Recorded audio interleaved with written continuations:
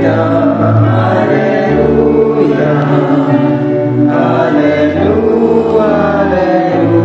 Hallelujah.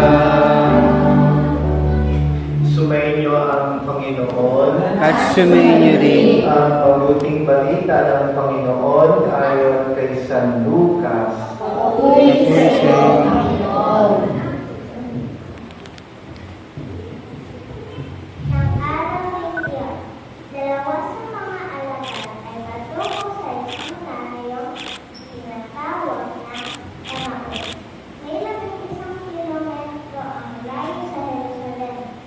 Pinag-uusapan nila ang lahat ng nangyari. Samantalang nag-uusap sila at nagtatanungan, sumabit si Jesus at nakisabay sa kanila.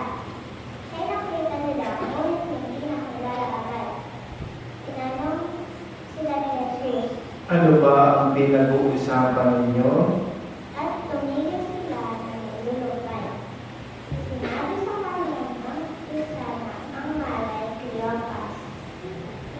Kayo lang po yata ang dalawang sa sila niya na pinakakaalam sa dati na magkakasama sa mga nangyari noon. Anong mga bagay? Tanong niya at sumagot sila.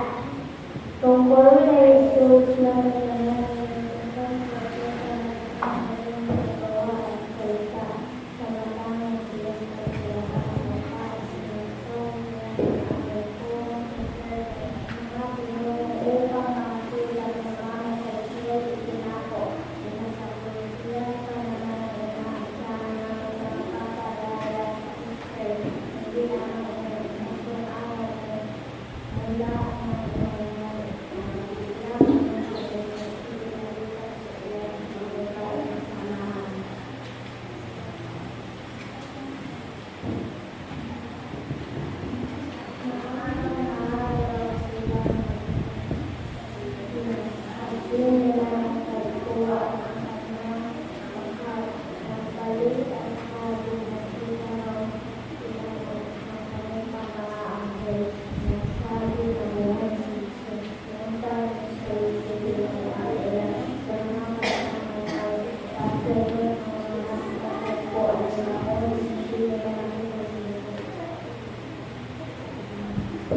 Sinabi sa kanila ni Jesus, Kay kahangal ninyo, ano't hindi ninyo mapaniwalaan ang lahat ng sinabi ng mga propeta.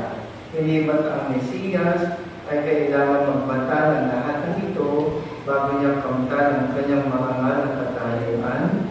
at ipinagawa sa kanila ni Jesus ang lahat ng nagsasakal sa kasunod ng tungkol sa kanyang sarili. Simula sa mga aklat ni Moises hanggang sa sinulat ng mga propeta. Malapit na sila sa pagtutungo at si Jesus ay walang magkakasulit pa na lakad. Ngunit pinakasisip-isip nila.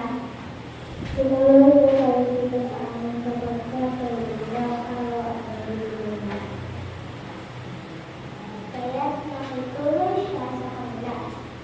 Nang siya ay kasalong nila sa hapag, tinampot siya ng tinapay at nagpasalamat sa Diyos. Saka pinagkapit ng at ibinigay sa kanila. Nabuksan ang kanyang kanina at nakilala nila si Jesus. Subalit siya'y biglang nawala at nawitan nila. Kaya pala gayon ang pakiramdam natin habang tayo pinakausap sa daan at pinapaliwanag sa atin ang mga kasulatan. Monday, pinagtik sila at nagbalik sa Jerusalem. Naranasan nilang nagkakalitan ang galing isa at ang ibang mga kasama na nag-uusap-usap. Kaya naman muling nabuhay ang nagkakita kay Simon. At isinalay sa laman ng dalawa ang pangyayari sa daan at kung paano nila siyang nakilala ang pag-itinasulit na ang tinapay. Ang mabuting balita ng Panginoon.